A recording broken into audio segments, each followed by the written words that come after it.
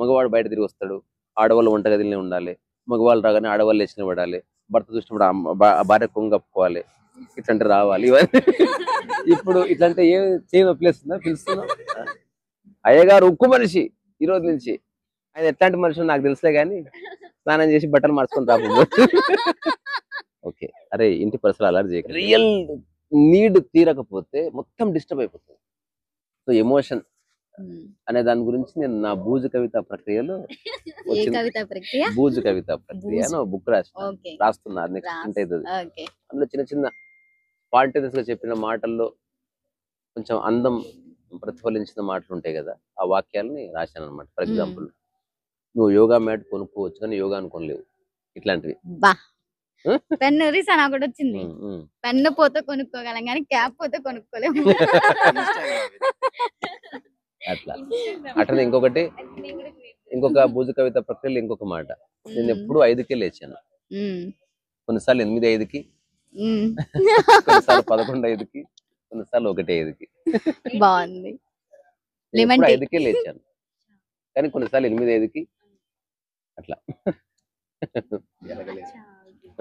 పర్వాలేదు, తర్వాత ఎప్పుడైనా తెలుస్తుంది. ఒకసారి పెళ్లికి వెళ్ళిన తర్వాత ఇట్లనే అందరూ ఒక జోక్స్ చెప్తుంటే అందరూ గ్యాదర్ అయ్యారు, ఇంక్లూడింగ్ పెళ్లి కూతురు పెళ్లి కొడుకు సహా. రాత్రి 11 నేను జోక్ చెప్పా, నవ్వారు. ఇంకో జోక్ చెప్పా, నవ్వారు. ఆ తర్వాత ఇంకో జోక్ చెప్పా, ఎవరు నవ్వలేదు. అందరికి కరెక్ట్ కాలే. అప్పుడు నేను ఒక్క నిమిషం ఆగి ఏం చెప్పానంటే, ఇది ఇటాలియన్ జోక్, దీని జోక్ స్పెషల్ ఏంటంటే 2 o'clock నవ్వు వస్తుంది షార్ప్ నైట్ అని చెప్పిన తర్వాత వెళ్ళిపోయినాం. నవ్వలే. ఒక అమ్మాయి నాకు ఫోన్ చేసి 12 అయింది నాకు ఇంకా నవ్వు రావట్లేదు, అప్పుడు నాకు నవ్వచ్చు. అమ్మాయిలు ఉన్నారు.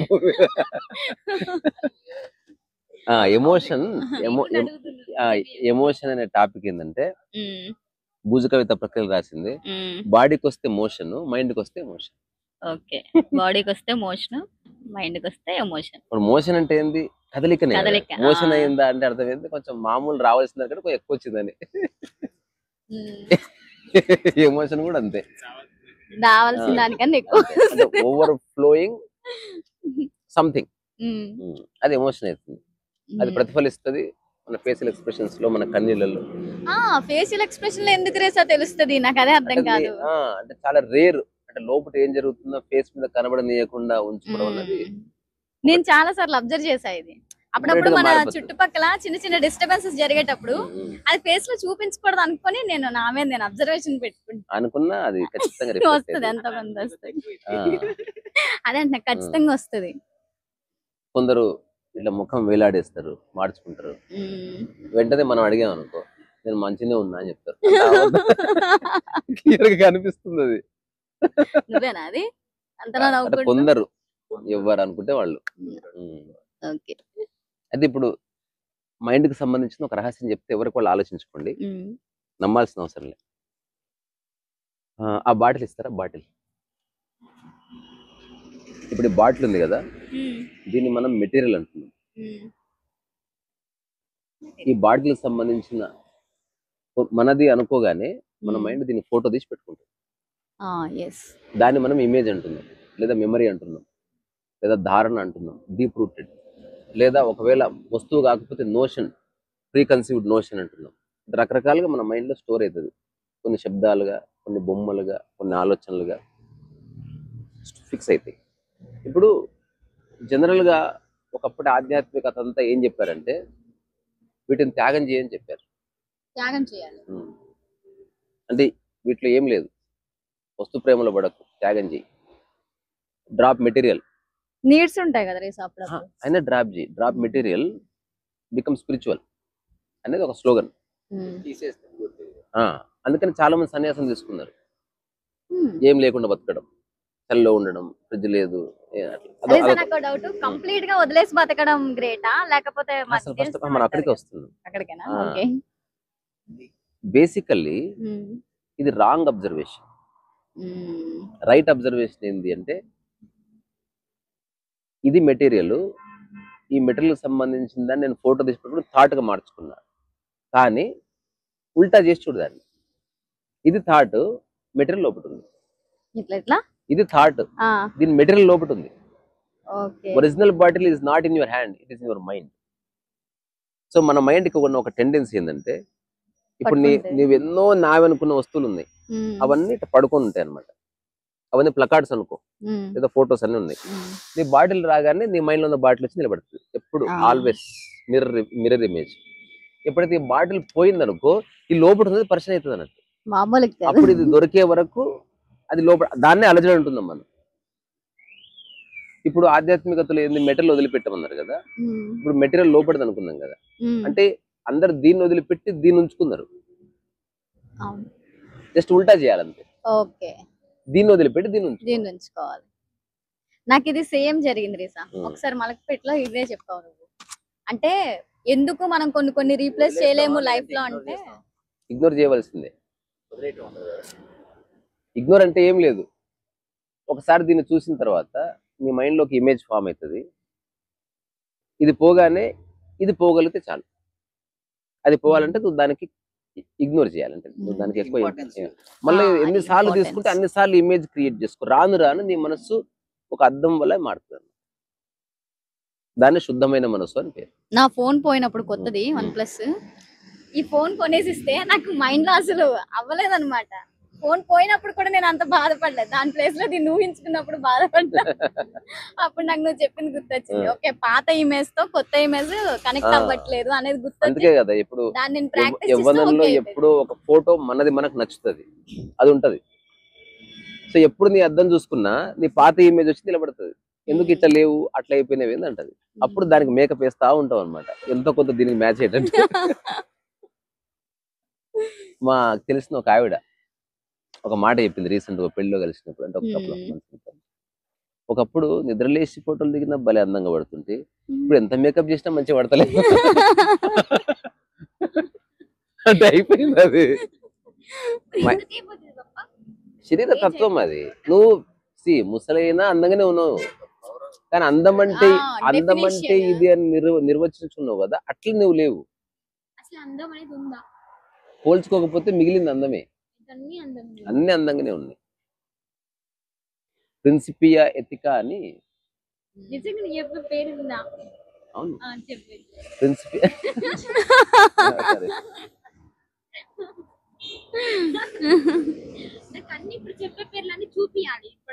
నేను చూపియాను, నువ్వు ఎత్తుకాడుకో.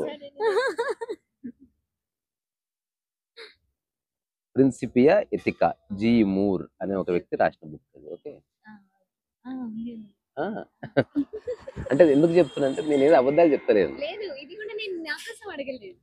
నీకోసమే అడుగు, వేరే వాళ్ళని వదిలేదు. ఇది ఎట్లంటే నీకోసమే తిను, వేరే అనవసరంగా వేరే వాళ్ళు ఎందుకు బ్లేమ్ చేస్తా. షిరిడి సాయి మహత్యంలో ఒక సీన్ ఉంటది. నానావళి బాబా కాళ్ళు నొక్తుంటే అప్పుడు బాబా అడుగుతాడు, ఎందుకు కాళ్ళు పడుతున్నావు అంటే, ఆ గురుసేవ చేసుకుంటున్నాను బాబా అంటే.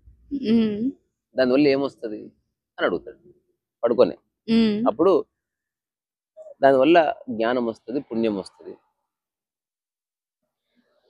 భగవద్గీతలో కృష్ణుడు ఏమన్నాడో తెలుసా అని అంటాడు నానావాడి. అతను చదువుకున్నవాడు కాబట్టి చిన్న అహం ఉంటుంది.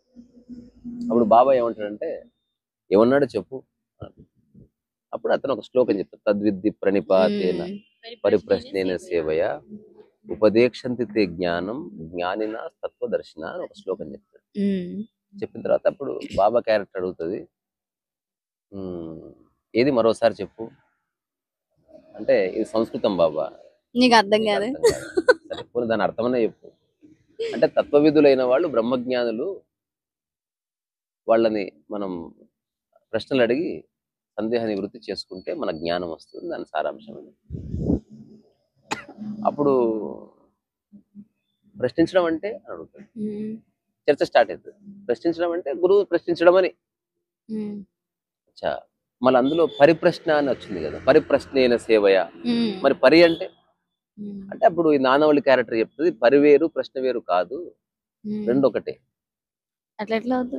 అని చెప్తే, అప్పుడు బాబా క్యారెక్టర్ అంటది, పరి వేరే ప్రశ్న వేరే కానప్పుడు ఉమ్. పరి అనే పదం ఎందుకు వాడవలసి వచ్చింది? తిరిగి ఆహా, కాదు. ప్రశ్నకు ప్రశ్న. అంటే అట్లా ఎందుకు వాడవలసి వచ్చింది అంటే నాకు తెలీదు. అంటే నీకు తెలియదా లేకపోతే తెలుసుకోవాలని లేదా అంటే అంత నీకు తెలుసు అనుకుంటున్నావు అని అడుగుతున్నాను. అప్పుడు కొంచెం అహం అడ్డొచ్చి మీకు తెలిస్తే చెప్పండి అంటాడు. అప్పుడు లేచి ఆ శ్లోకాన్ని చాలా మెల్లగా తద్విద్ది ప్రణి అంటే చదువుతుంటే ఆశ్చర్యపోతా క్యారెక్టర్ అంటే అప్పుడు నిలబడి చెప్తాడు అనమాట. పరిప్రశ్నేన సేవయ. దీన్ని వేదవ్యాసుడు ఎందుకు వాడాడంటే పరివేరు ప్రశ్న వేరు కాదు. ప్రశ్నించడం అంటే ఎదుటి వ్యక్తికి తెలుసా లేదని టెస్ట్ చేయడం కాదు. తెలుసుకునే ఉత్సుకతతో గౌరవంగా భక్తితో ప్రశ్నించడం అని. అందుకని కొందరు టెస్ట్ చేయడానికి ప్రశ్నిస్తారు. అటువంటి మనం పట్టించుకోవాల్సిన అవసరం లే. ప్రశ్న అడిగే విధానంలో తెలుస్తుంది. Are you really an enquirer or you are just poking somebody. అందుకని అట్లా ప్రశ్నిస్తే నీకు జ్ఞానం రాదు. సో ప్రిన్సిపియా ఎత్తుక అనే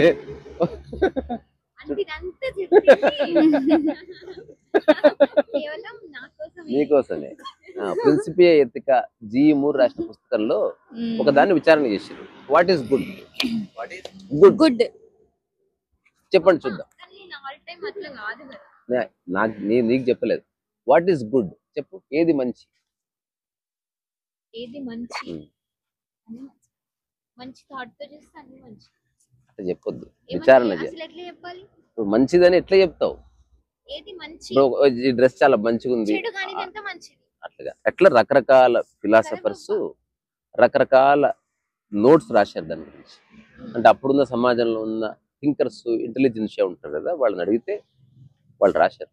రాసిన తర్వాత అవుట్ ఆఫ్ 100 ఒక 50 మంది చెప్పింది కొంచెం సిమిలర్ కనిపించింది. మిగతా వాళ్ళు ఏదేదో చెప్పారు. మళ్ళీ ఈ 50 మందిని మళ్ళా కన్సల్ట్ చేసి ఇంకా కాస్త డీప్ డిగ్గింగ్ చేస్తూ చేస్తూ చేస్తూ పోతే అంత పుస్తకం అయింది. అందులో ఓన్లీ ఒకటే విషయం చర్చించారు. What is good, what is good and what is good. దాని కంక్లూజన్ ఏంది? What G.E. Moore wrote in that book ఏంటంటే ద గుడ్ ఈజ్ ఇండిఫైనబుల్ అని రాశాడు. అంటే మంచిని నిర్వచించలేము అని అన్నాడు. అట్లనే అందమును నిర్వచించలేము, ప్రేమను నిర్వచించలేము. ద్వేషం అంటే ఇప్పుడు నువ్వు ఒక్కదానివే భూమి మీద ఉన్నావు అనుకో, ద్వేషం ఉంటుందా? అడిగిన ప్రశ్నకి ఆన్సర్ ఇది. నువ్వు ఒక్కదానివే ఉన్నావు భూమి మీద, ద్వేషం ఉంటుందా? అసలు ఉండదు. ద్వేషం ఉండాలంటే ఖచ్చితంగా కౌంటర్ పార్ట్ ఉండాలి, ఆపోజిట్ ఉంటే ద్వేషం. రమణ మహర్షికి ఎవరి మీద ద్వేషం ఉండదు, ఎందుకంటే అతను ఎవరిని గుర్తిస్తూనే లేడు. లేదా నీలో ఇప్పుడు నీ ముక్కు నువ్వు ద్వేషిస్తావా? కొందరు ద్వేషిస్తారో నాకు తెలియదు, కానీ ఎవడు తన శరీర భాగాన్ని ద్వేషించాడు. ఏమో చూసి కొంచెం వంకగా ఉంది తెల్లగా లేదని బాధపడొచ్చేమో, కానీ ద్వేషం ఏమి ఉండదు. అంటే మనలో ఏది భాగం ఉందో దాని పట్ల ద్వేషం లేదు, మనం దేన్ని గుర్తించమో దాని పట్ల ద్వేషం లేదు, అంతే. అందుకని అట్లనే మంచి కూడా. అందుకే భాషలో మంచి చెడు ఉంది, ప్రకృతిలో మంచి మాత్రమే ఉంది. భాషలో ప్రపంచంలో ప్రేమ ఉంది, దాన్నే మంచి అని. ఏదైతే ఉందో అదే మంచి, అదే మంచి. ఇప్పుడు సునామీ వచ్చింది, అది మంచిగా చెడా? అంటే మన ఇల్లు కూలిపోకపోతే మంచి. మన ఇల్లు కూలిపోతే ఎందుకు? చాలా మంది ఒడియాలు ఎండబెట్టుకొని ఎండ వస్తే ఆనందపడతారు, మంచి ఎండ వచ్చిందని. ఒడియాలకి ఎండకి ఏం సంబంధం? ఆ రోజు ఎండ వచ్చింది, ఆ రోజే ఒడియాలు పెట్టావంతే. అసలు బట్టలు ఉతికినప్పుడు వర్షం వస్తే వర్షం తిడతారు. నేను ఎక్కువ ఎప్పుడు ఉతికినా బట్టలు వర్షం. మేబీ వాతావరణ శాఖలో పని చేయి, రైతులకు వర్షాలు రావాలంటే బట్టలు ఉతికేయాలంతే. నవీన్ కూడా అది అంటాడు, కరెక్ట్ గా ఎట్లా క్యాచ్ చేస్తావు అంత కరెక్ట్ గా వర్షం పడిన రోజే బట్టలు వేస్తావు. అందుకని ఎమోషన్ అన్నది ఒక అన్వాంటెడ్ థింగ్. అది దానివల్ల దుడ్డు బిల్లు ఉపయోగం ఉండదు, కానీ దమాకంతా ఖరాబ్ అవుతుంది. అది నిజమే. అందుకే ఎమోషన్ రాకుండా ఉండడము, ఎమోషన్ అసలు ఎమోషన్ ఎలా వస్తుందని అర్థం చేసుకోవాలి. సో ఏదేది నా అని నువ్వు తగిలించలేదో వాటి పట్ల ఏ ఎమోషన్ లేదు చూడు. ఉదాహరణకి ఎమోషన్ లేకుండా ఉన్న అన్ని బాగున్నాయి. జస్ట్ ఒక చిన్న విషయం చెప్తే అందరికి అర్థమైపోతుంది. ఇట్లా మనం ఒక రాత్రి పూట కూర్చుందాం, కూర్చుంటే ఒక ఉల్క రాలిపడ్డది. తెలుసుగా ఉల్క అంటే చుక్క. మనం చూసి ఎంజాయ్ చేస్తాం కదా. జస్ట్ ఆ ఉల్క నీదనుకో, అప్పుడు అప్పుడు నువ్వు పరిస్థితి నా ఉల్క నా ఉల్క నా ఉల్క అట్లా ఏమొస్తుంది. నాది రాగానే ఉల్క ఉల్క ఉల్క ఉల్క కాదు ఇప్పుడు అది. అది నిన్ను పరిచయం చేయడానికి రాలిపడ్డది. అట్లా అటాచ్మెంట్ లేకుండా మనుషులతో కలిసి ఉండడం అనేది ఒక గ్రేటెస్ట్ ఆర్ట్. అటాచ్మెంట్ ఉన్నవాడు కలిసి ఉంటున్నట్టు కనిపిస్తున్నాడు, వాడు కలిసి ఉంటలేడు. కలిసి వాడు సఫర్ అవుతున్నాడు, పక్క వాళ్ళని ఇబ్బంది పెడుతున్నాడు. అది కరెక్ట్ కాదు. ఈ సినిమాలో చూపించినంత ఫేక్ లవ్. నాకు ఇప్పుడు ఆ సినిమాలన్నీ చూస్తే నవ్వు వస్తుంది. ఒకప్పుడు ఈ పాటలను చూసా మనం ఇంతలా ఇదైందని. 100% ఉన్నాయి. నువ్వు ఎదుటి వ్యక్తి ఎట్లా ఉంటే అట్లా ఉండని, దట్ ఈస్ రియల్ లవ్. ఇప్పుడు మ్యారేజ్ అయితే 99% ఉండదు అక్కడ. ఊరికే లవ్ అనుకుంటారు అంతే. There is no love, there is need rather than love. వాళ్ళిద్దరూ శృంగార అవసరాల నిమిత్తము మ్యారేజ్ చేసుకున్నారు. అందరికి అలానే ఉంటుంది. అందరికి అలాగే ఉంటుంది. అందరికి అలాగే ఉంటది. ఎవరినన్నా ఎన్ని పెళ్లిళ్ళు అయితే కదా శ్రావణ మాసంలో, శృంగారం చేసుకోమన్నా, శృంగారం లేకుండా పెళ్లి చేసుకోమన్నా. పెళ్లి పత్రికలు కొట్టించుకోవాలి, శృంగారానికి అతీతం మా పెళ్లి అని. పీకనిక పెళ్లి ఎందుకని అంటారు అసలు. చెప్తున్నా అంటే ఆ అవసరం తీరితే నేను చెప్పేది. ఇంకా అప్పుడు పెళ్లి ఎందుకు, వాట్ ఇస్ ద పాయింట్ ఉంది. అరే శృంగారం చేస్తేనే పిల్లలు వస్తారు. శృంగారమే మెయిన్లీ, శృంగారమే. ఇంకొక విషయం చెప్తా చాలా మంది విడిపోవడానికి కారణం మెయిన్ శృంగారం, కానీ అది బయట చర్చించరు కాబట్టి వేరే వేరే కారణాలు చెప్పి విడిపోతారు. The real reason lies something else. బంగారం లేకపోతే రెస్పెక్ట్ కాదు. రియల్ నీడ్ తీరకపోతే మొత్తం డిస్టర్బ్ అయిపోతుంది. నాకు ఒకటి అనిపించింది రీజన్, అది కరెక్ట్ గా తెలియదు కానీ, అంటే ఏ రిలేషన్ అయినా డిస్టర్బ్ అవడానికి రెండు రీజన్స్. ఒకటి ఫైనాన్షియల్, ఇంకొకటి నువ్వు అన్నట్టు ప్లీజ్. దాంతో పాటు ఇంకొన్ని ఉన్నాయి. స్వాభిమానం అని ఒకటి ఉంటది. లేకపోతే అంటే తను తాను ఎక్కువగా అంచనా వేసుకోవడం, ఈగో ప్రాబ్లం, తనని ఇట్లాగే ట్రీట్ చేయాలనుకోవడం, అందరి ముందు నన్ను స్పెషల్ గా చూడాలనుకోవడం, ఇవన్నీ స్టూపిడిటీస్. అంటే అంటే వాడిని ఎవడు దేకాడు కదా, ఇంకా వీడియో దేకకపోతే ఎట్లా అనేది. ఇప్పుడు ఆమెను ఎవరు చూస్తారు, ఎవరు మెచ్చుకుంటారు? వీడు ఒక్కడు మెచ్చుకోవాలన్నమాట.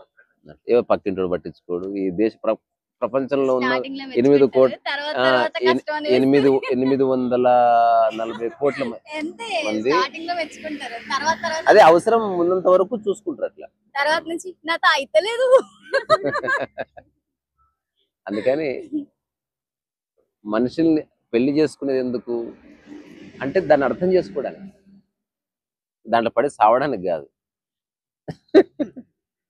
అది అర్థం చేసుకుంటే ఏమవుతుంది, ఏదైతే మనిషిని బాధిస్తుందో అంటే మానవ సంబంధము, తర్వాత ఒక ప్రగాఢమైన బంధము, తర్వాత శృంగారము, తర్వాత బాధ్యతలు, ఇవి ఏవైతే ఉన్నాయో అది ప్రపంచపరంగా అంటే మన జోగికి పెళ్ళి అవుతుందిరా. అవి రెండు మొగవే. అవి they are dudes, they are not married. అయితే ఇప్పుడు ఈ వివాహం వల్ల చాలా విషయాలు అనుభవంలోకి వస్తాయి. అనుభవంలోకి వచ్చి అవేంటో తెలుసుకునే అవకాశం ఏర్పడి ముక్తికి ఒక దారి ఏర్పడుతుంది. నిజంగా జీవన్ముక్తికి ఏదైనా రియల్ మార్గం ఉందంటే వివాహమే. అంటే ఆ రుచిలో పడి 100% లేదు. అప్పుడు ఒక అమ్మాయి వచ్చి ఇట్లా అన్నది అనుకో, వాడికి దమాక్ ఖరాబ్ అవుతుంది. అదే శృంగారాన్ని అనుభవించి వదిలేసిన వాడు, ఒక అమ్మాయి వచ్చి ఒళ్ళో పడుకున్నా చదువుకుంటాడు. వాడికి ఆసక్తి అయిపోయింది. ఇంకా చూడు సిస్టరు, నువ్వు ఎంతసేపు పడుకున్నా నాకు వేస్ట్, అది వెళ్ళి బయలుదేరని చెప్తాను. అట్లా కాకుండా దాన్ని నియంత్రించిన వాడు అనుకో. అందుకే స్వామీజీలు చెప్పకూడదని ముట్టుకోరు అమ్మాయిల్ని. నియంత్రిస్తారు.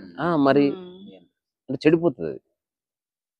అదే ఒక 50 సార్లు పొలినోడిని కూర్చుపరకనే పడతా. అది చాలా చూసిన నేను.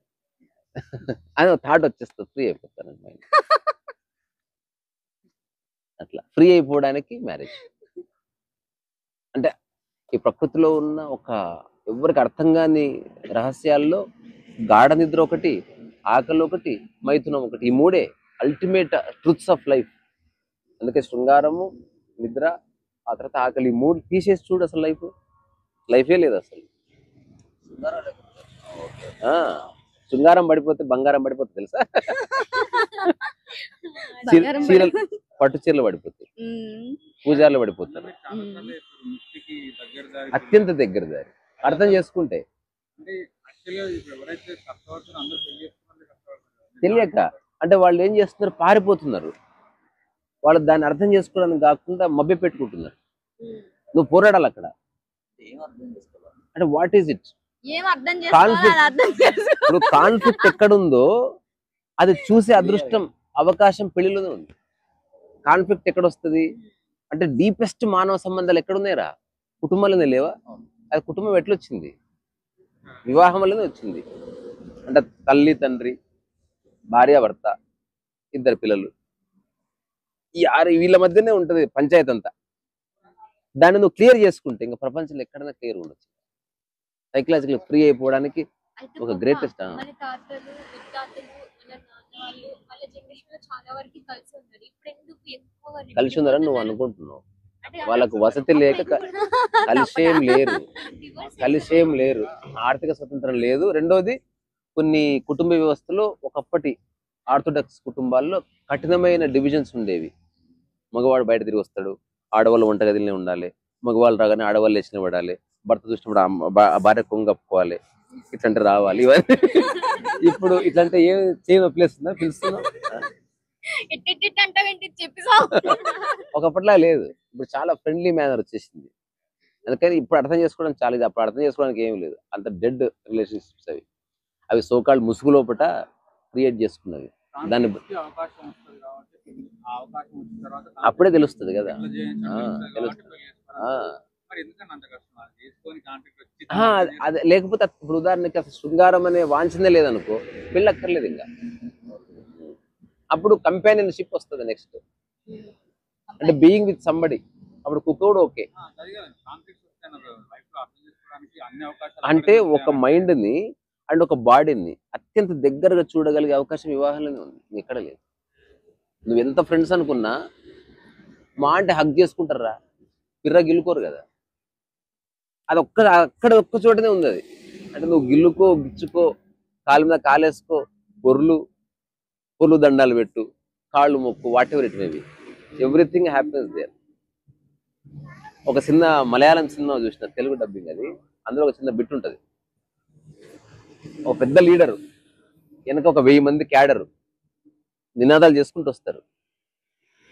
ఉక్కు మనిషి మన లీడర్ అంటే వాడు ఇట్లా నడుచుకుంటూ వస్తుంది, ఇట్లా ఛాతి, జెండాలు గిండాలు, ఇట్లా ఇంటి దగ్గర రాగానే అందరికి భోజనాలు గిదాలు చూసుకోండి, అలాగే అయ్యగారు చూసుకుంటాం అయ్యగారు ఇట్లా చెప్తాం. కరెక్ట్ ఇట్లా రాగానే భార్య ఇట్లా డోర్ దగ్గర నిలబడి ఉంటుంది ఇట్లా వెరైటీగా. ఆమెను చూడగానే ఇట్లా అంటాడు అనమాట. అంటాడు నెక్స్ట్, అయ్యగారు ఎమ్మెల్యే అయ్యారు, ఎవడో వెనక వాడిని తెలియదుగా వీడు వివాహ బంధం. అయ్యగారు ఉక్కు మనిషి, ఈ రోజు నుంచి ఉక్కు మనిషా నువ్వు, భార్య అంటది. ఆయన ఎట్లాంటి మనిషి నాకు తెలుసులే కానీ స్నానం చేసి బట్టలు మార్చుకొని రాకపోతే ఓకే, అరే ఇంటి పరిసరాలు అలర్ట్ చేయకండి, అమ్మగారికి బాధ అవుతుంది అంటే అర్థమైంది. భయపడ్డం కాదు, ఆమె ఒక్కదానికి వీడు మొత్తం తెలుసు, కంప్లీట్ గా తెలుసు. అంటే 24 hours చూసిరు కదా డ్రామాలు పనిచేయవాడు. నువ్వు బయట నువ్వు బుకాయించవచ్చు, భార్య దగ్గర అంటే అంత క్లోజెస్ట్ రిలేషన్ ఎక్కడ ఉంది భూమి మీద? అంటే నీ మనస్సు, నీ శరీరము, నీ ఆలోచనలు. నువ్వు బయట చాలా సెలబ్రిటీ లాగా ఇట్లా కూర్చొని మాట్లాడింటావు కదా, ఆమె సమక్షంలో ఎప్పుడో చిన్న చిడ్డు వేసుకుని పిర్ర పోకుండా చూసింటది ఆమె. ఇట్లా చీది ఇట్లా టవర్ ఆడేసి, అంటే సహజం కాదు. అంటే అందుకే మిగతా వాళ్ళకు ఒక ఎమోషన్ ఉంటది హీరోని చూస్తే, భార్యకి ఏముండదు. మళ్ళీ ఆమెకు వేరే సూపర్ స్టార్ చూస్తే ఎమోషన్ వస్తుంది, కానీ సూపర్ స్టార్ వైఫ్కి ఏమి ఉండదు. నూకినావు కానీ పో. All the time the best ఇస్తాం మామూలుగా ఉన్నప్పుడు. స్టీవెన్ స్పీల్బర్గ్ గురించి వచ్చింది ఉంటది కదా, అది మన జురాసిక్ పార్క్ తీసిన తర్వాత ఆస్కార్ వచ్చిందని వస్తే ఆయన వాళ్ళ అమ్మతో పాటే ఉంటాడు, పైన స్టీవెన్ స్పీల్బర్గ్ ఉంటాడు అన్నమాట. చిన్న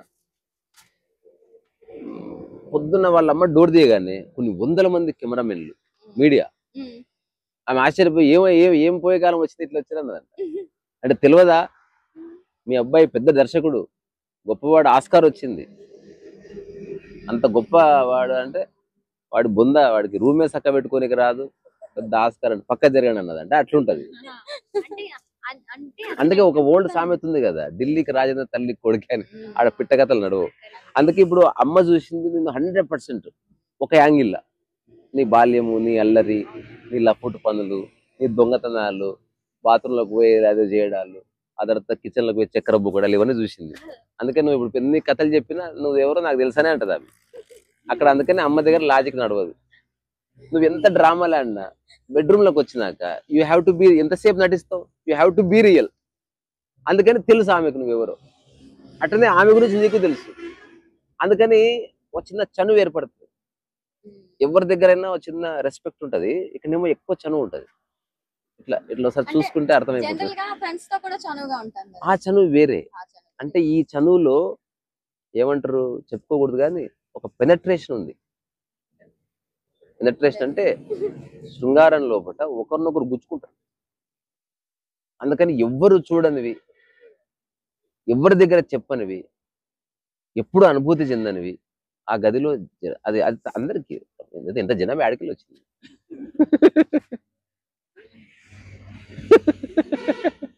ఉత్తగానే రాలే కదా, lot of hard work has been. చాలా హార్డ్ వర్క్ జరుగుతుంది భూమి మీద.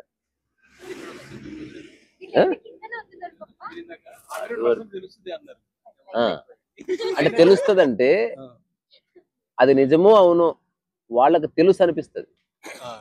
అందుకే మనం కరెక్ట్ చేసినా వాళ్ళు కరెక్ట్ గారు. అందుకే మనం తెలివైన వాడు ఏం చేయాలి, బిడ్డ దగ్గరికి పోయినప్పుడు, భార్య దగ్గరికి పోయినప్పుడు, తల్లి దగ్గరికి పోయినప్పుడు దమాక్ బయట పెట్టే పోవాలి. లాజిక్ లేకుండా పోవాలి. అక్కడ బీ ఫ్లెక్సిబుల్. నీ ఈగోని అక్కడ నువ్వు ప్రదర్శిస్తే వర్కౌట్ కాదు. నువ్వు బయట మళ్ళీ చిరంజీవి వచ్చింది, బయట నువ్వు ఎవడైనా సరే, సెలబ్రిటీ అయినా కుచ్ ఫరకనే పడదు, సైంటిస్ట్ కావచ్చు, నువ్వు ప్రపంచంలో గ్రేటెస్ట్ పర్సన్ అయినా సరే, అక్కడికి వచ్చిన తర్వాత బీ నార్మల్. బాత్రూమ్ లైట్ బంద్ చేసినప్పుడు లైట్ బంద్ చేసినా అంతే. దాని అర్థం నువ్వు లొంగిపోయినట్టు కాదు, నువ్వు మనిషిగా ఉండు, మంచిగుండు. అది పద్ధతి. ఇప్పుడు నేను 100% పాటిస్తాను. నువ్వు బాగుండాలంటే ఇంట్లో అట్లనే ఉండాలి. ఇప్పుడు బయట చెప్పులు వదిలేసిరా అంటాం కదా, అట్లనే ఈగో కూడా వదిలేసి రావాలి. నీ ఐడెంటిటీ, నీ సోకాల్డ్ ఫ్రెండ్స్, నీ సెలబ్రిటీ హోదా, నీకున్న పరిచయాలు, అదంతా అవసరం లేదు. నాకు ఎందుకు రాబోయే అంటారు. దానికి ఏం చెప్తావు ఆన్సర్? ఇప్పుడు నీకున్నది గుర్తించి త్రిల్లేటోనికి అవి ఉపయోగపడతాయి. వాళ్ళు గుర్తించేది ఏంది? You should respect. వాళ్ళకు ఒక చిన్న విలువ ఉంటుంది, అది ఇస్తే చాలు. నువ్వేమి ఇచ్చినా వాళ్ళు తీసుకోరు, వాళ్ళు కన్సర్న్ కోరుకుంటారు అనమాట. అది అందుకే ఆ బంధం అంత బాధిస్తుంది. అది మెల్లగా దాని వైపు వెళ్తుంది మనస్సు. వెళ్ళి ఒక బంధం అంటేనే బాధించేది. బంధం అంటేనే జీవన్ముక్తి, బంధం లేని స్థితి, the state of no attachment. అవునన్నా కాదన్నా నో అటాచ్మెంట్.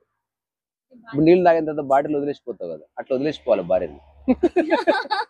అంటే చెప్తున్నా, దాంతో బంధం లేదనే కదా వదిలేసిపోవడం అంటే. బాటిల్ మనసులో మనం ఫస్ట్ అక్కడి నుంచే వచ్చినాం. అంటే మనసులో ఎవరిని మోయొద్దు. అయ్యో నువ్వు అట్లా అనుకుంటున్నావు, అర్జెంటుగా వచ్చినప్పుడు తెలుస్తుంది. అది అప్పుడు నీ దగ్గర బంగారం ఉన్నా పని చేయదు, కారు ఉన్నా పని చేయదు, బాటిల్ కోసం నీ కళ్ళు వెతుకుతాయి. బికాస్ ఏదో దేన్నో బయటికి పంపాలి. ఏదైనా అంటే అది అత్యంత ఆవశ్యకం. అది తెలిసే టైం వస్తుంది అప్పుడు. అంటే ఇప్పుడు డ్రైవింగ్ లో యాక్సిడెంట్ ఉందా లేదా? నువ్వు యాక్సిడెంట్ వద్దనుకుంటే డ్రైవింగ్ వదిలే, డ్రైవింగ్ నేర్చుకుని యాక్సిడెంట్ కాకుండా చూసుకో, తప్పదు. అదొక్కటే జీవన్ముక్తి. దూరం ఉన్నవాడికి జీవన్ముక్తి లేదు, వాడి జీవన్ముక్తి పార్షియల్. అది ఇప్పుడు ఒక సన్యాసి జీవన్ముక్తి స్థితి పార్షియల్. అది వాడు ఓన్లీ ఒక్క అంశాన్ని పట్టుకున్నాడు, అమ్మాయిని వదిలేసింది వాడు. నువ్వు అమ్మాయి నుంచి బయటకు వచ్చినావు, నువ్వు దాన్ని ఎట్లా వదిలేస్తావు? అందుకే సన్యాస దీక్షలో పిండం పెట్టించేస్తారు, తల్లిదండ్రులు కూడా పట్టించుకోరు. ఇంకా పిండం పెట్టేయాలా? సన్యాస దీక్షలో అది మస్ట్. నీకు సన్యాసం ఇవ్వగానే ఫస్ట్ ఏం చేస్తావు? తల్లిదండ్రులకు పిండం పెడతావు, అంటే తర్పణ వదిలేస్తావు, కుటుంబ సభ్యులకు తర్పణ వదిలేస్తావు, చివరికి నీకు నువ్వు కూడా పిండం పెట్టుకుంటావు. అంటే యాజ్ ఎ పర్సన్ గా నువ్వు లేవు ఇప్పుడు, నువ్వు ఓన్లీ ఒక లక్ష్యం కోసం. అందుకని అది వేరే. అంటే నౌ యు ఆర్, ఇప్పుడు ఆ శంకరాచార్య రీసెంట్ గా సెలెక్ట్ చేసిర్రు, ఆ కార్యక్రమం అంతా వెరీ డెలికేట్ అండ్ వెరీ, ఇతనే పెట్టేస్తాడు అందరికి. అంటే ఇతని మనసులో అందరికి పిండం పెట్టేశాడు. ఏ యోగి ఫిలిం లో? తప్పకుండా చూపించారు కదా. అంటే అదంటే అర్థమైంది, జుట్టే ఎందుకు కట్ చేస్తారు, ముక్కు ఎందుకు కట్ చేయాలి అనేది దానికి ఒక లెక్క ఉంది. అంటే జుట్టును చూసి అదొక్కటే అటు ఇటు తిరుగుతుంది, కొంచెం మురిసిపోతారు ఎవరైనా. ఇప్పుడు చాలా మంది బుద్ధి లేకపోయినా బాధపడరు, కానీ జుట్టు లేకపోతే బాధపడతారు. అరే హెయిర్ ట్రాన్స్పరెన్సీ ఏదో సినిమాలో చూసా, చాలా హెయిర్ ఫాల్ అవుతుంది, ఏం చేయాలంటే ఒక క్యారీ బ్యాగ్ ఇచ్చాడంట, అందులో వేసుకోవాలి.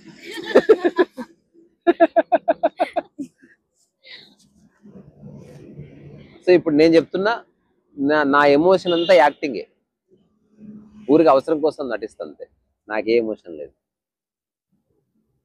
అంటే ఎమోషన్ వల్ల ఏమైనా ఎదుటి వ్యక్తి ఆలోచింపజేస్తాను అనుకుంటే ఎమోషన్ నటిస్తా. ఊరికి ఒక్కసారి ఏదన్నా మంచి పని చేస్తే మెచ్చుకుంటే నాకేం ఉండదు, ఊరికే. ఇంకోటి అది మనం మెచ్చుకున్నా మెచ్చుకోకపోయినా వాడు పని. నేను కోరుకునేది ఏంటంటే, ఒక వ్యక్తి మెచ్చుకున్నా మెచ్చుకోకపోయినా నీకు నచ్చిన పని చేస్తూ, అసలు దీంట్లో ఇరుక్కోకు. మెచ్చుకున్నప్పుడు హ్యాపీ ఫీల్ అయితే బాధ అవుతుంది, దమా ఖరాబ్ అవుతుంది. ఈ లమ్డి కొడుకు ఎందుకు ఈసారి మెచ్చుకుంటాయి సార్, హలో స్టార్ట్ అవుతుంది.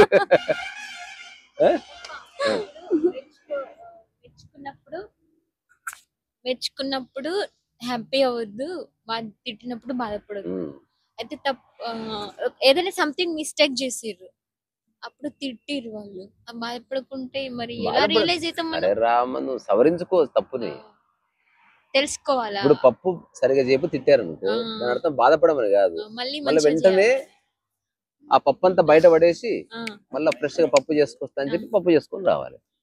అది లక్ష్యం. అంటే దాంట్లో ఆ విషయం లోపలికి వెళ్ళి నువ్వు ఏ విషయం తిట్టుకున్నావో బాధపడడం కాదు నువ్వు చేయవలసిందని, సరే సవరించుకోవడం. హాయ్ అట్లా. శివ అందరూ వచ్చేసిరా? ఇది మా అరుణాచలం ట్రిప్. ఇప్పుడు టైం ఎంత అవుతుంది అనుకుంటున్నారు? 6:30 ఎర్లీ మార్నింగ్. సో ఒక 2 hours తర్వాత మళ్ళీ ఒక దగ్గర హాల్ట్ అయిదాం, ఒక పావు గంట చిన్న చిన్న హాల్ట్ అయితే వెళ్దాం. శివ స్టార్ట్ అయిదామా? ఓకే చలో, ఓకే బాయ్.